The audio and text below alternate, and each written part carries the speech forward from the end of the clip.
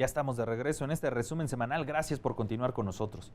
El titular de la Secretaría de Relaciones Exteriores, Luis Videgaray Caso, acudió a la comisión en la materia de la Cámara de Diputados para comparecer y comentar sobre su labor al frente de la dependencia. Afirmó que ante los agravios recibidos desde la nueva administración de los Estados Unidos, México debe ampliar sus relaciones internacionales. Diversificar nuestras relaciones hacia el resto del mundo, reconociendo que ante todo somos una nación latinoamericana, que tenemos una responsabilidad en Centroamérica, que tenemos oportunidades grandes en el Cono Sur, que tenemos oportunidades y también obligaciones morales en el Caribe. Estamos profundizando nuestros vínculos comerciales de diversas formas. Sobre el muro que supuestamente construiría el régimen estadounidense, cuyo presidente repitió que sería pagado por México, Videgaray rechazó esta versión y dijo que tampoco tolerará violación de los derechos humanos de connacionales en aquel país.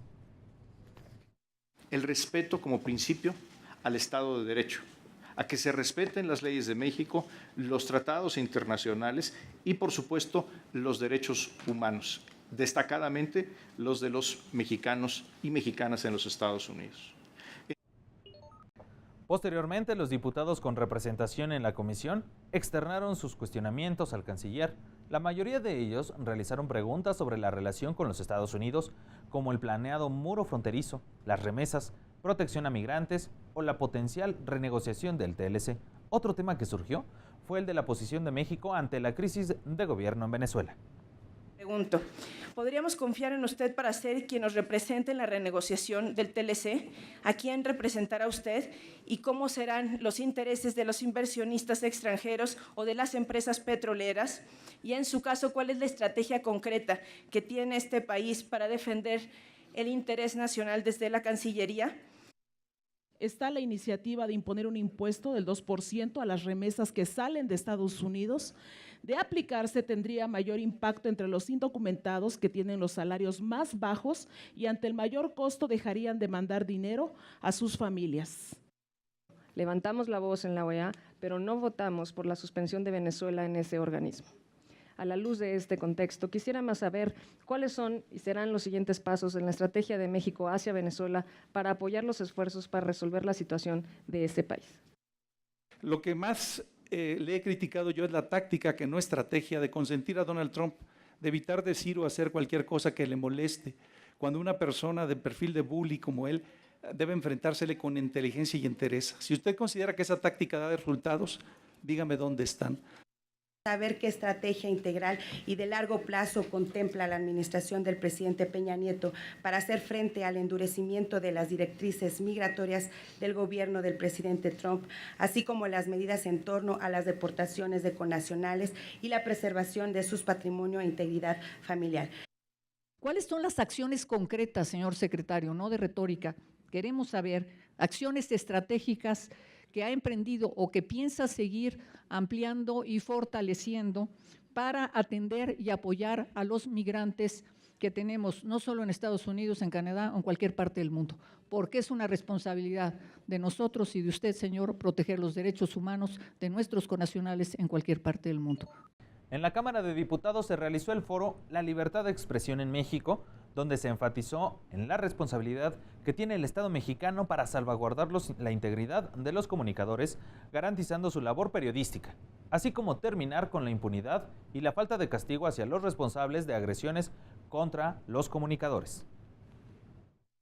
Este ha sido identificado como el sexenio más violento contra la libertad de expresión por la organización Artículo 19. Por un lado, nos encontramos con que el mecanismo de protección a periodistas no cuenta con los recursos necesarios para continuar con las medidas otorgadas en este año. Por otro lado, tenemos la impunidad, que genera que el 99.7% de las agresiones queden sin castigo. Tras guardarse un minuto de silencio por todos los periodistas que han perdido la vida en el ejercicio de su profesión, se expuso que durante los últimos 10 años, 120 comunicadores han sido asesinados en México, mientras que otros 20 se encuentran desaparecidos, por lo que se insistió en que todos los casos de agresiones a informadores y medios de comunicación deben ser investigados. Hoy el Estado mexicano debe responder y debe hacer un frente. debemos garantizar y ser solo uno, todos, poder ejecutivo, poder legislativo, poder judicial, y poderle poner un alto a esa violencia, a esa inseguridad, a esas amenazas que hoy no permiten y no garantizan la libertad de expresión. Todos los casos deben ser investigados y sancionados. No puede haber impunidad. La impunidad es el círculo perverso que precisamente propicia que se vuelvan a actualizar nuevas y más violentas agresiones a los comunicadores. ¿De qué estamos hablando? No solamente de la violación a lo fundamental que es la vida, el derecho a vivir de todas estas personas, sino a lo que se supone que es el fundamento de un régimen democrático, el derecho a expresarse y el derecho a saber. Nuestras exigencias hacen hincapié en el combate a la impunidad de este tipo de actos, así como la necesidad de adoptar medidas preventivas. Asegurar que tipos penales como las injurias, difamación, calumnias sean derogados a nivel estatal. Al puntualizar que una sociedad sin periodistas comprometidos con la verdad podría estar en riesgo de quedarse sin historia, la presidenta de la mesa directiva indicó que es innegable que los frecuentes ataques que han venido sufriendo los periodistas en México es un problema de Estado.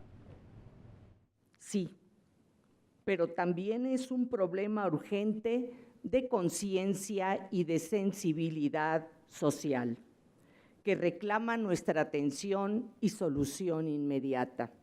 Es necesario levantar la voz y la conciencia para exigir castigo a los responsables. Basta de impunidad, basta de simulaciones. La presidenta del Instituto Nacional para la Evaluación de la Educación presentó ante la Comisión de Educación del Senado de la República el informe anual sobre educación obligatoria en México 2017, donde se abordan las oportunidades y resultados educativos, la información sobre el contexto socioeconómico y las condiciones escolares que se presentan en las distintas entidades federativas, especialmente en las escuelas de educación básica y el acceso de los menores de edad y los jóvenes en los centros educativos. La presidenta del INE resaltó que en el sistema educativo nacional aún se presentan problemas para cumplir con el derecho de brindar una educación de calidad. En educación básica tenemos dificultades especiales en escuelas multigrado, en escuelas comunitarias, indígenas y telesecundarias, y en el caso de educación media superior las principales dificultades se encuentran en los telebachilleratos. Una constante que se refleja en este informe anual es que entre más desfavorable es el contexto social y económico, hay mayor proporción de escuelas con carencias en su funcionamiento y con alumnos en situación vulnerable. En este sentido, la presidenta del INE expuso que el ingreso per cápita del grupo de estados más pobres es de 1,873 pesos contra el per cápita del grupo de estados más ricos, que es de 5,449 pesos. Pero esta no es una relación de 1 a 1 y esto es muy importante marcarlo. Por ejemplo, la asistencia de preescolar es mayor en Chiapas y en el caso de la educación media superior no se correlaciona tampoco con el nivel socioeconómico porque Oaxaca y Aguascalientes están en el mismo nivel de porcentaje de cobertura. En el apartado de las evaluaciones de política educativa, en lo que respecta al apoyo a la inserción al sistema de enseñanza de los nuevos docentes, dijo que las denominadas tutorías presentaron varias dificultades. Una de ellas es que se centró solamente en un tipo de intervención y que hubo una tasa baja para desempeñar la función de tutores. Muy pocos docentes experimentados quisieron aceptar ser tutores. Hubo dificultad para empatar a tutores con tutorados porque la idea es que el tutor tenga exactamente la misma especialidad que el tutorado. En su intervención, senadoras y senadores de distintos grupos parlamentarios refirieron que el informe anual que guarda la educación obligatoria en México 2017 muestra un diagnóstico de los grandes retos que tiene el sistema educativo nacional para revertir las desigualdades que persisten en el país. Fundamentalmente las personas que viven en situaciones de extrema pobreza son en donde existe mayor inequidad y menor acceso a la educación de estas. y la prestación de este servicio educativo en estas comunidades es el peor. Me refiero, por ejemplo, a telebachilleratos, a telesecundarias que están fundamentalmente en escuelas rurales y en comunidades indígenas.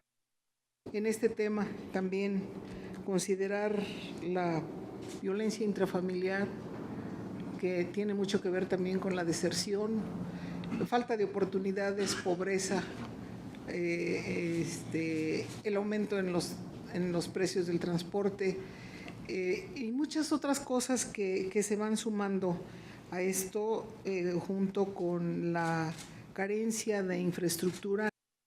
Porque en resumidas cuentas, ¿para qué son las escuelas?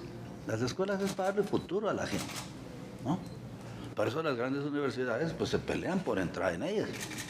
Y las grandes universidades se dan el lujo, tú no tienes buenas notas, no te admitimos, queremos y traen y desde lejos personas para buenos maestros, buenos estudiantes y todo se tonifica y se hace más.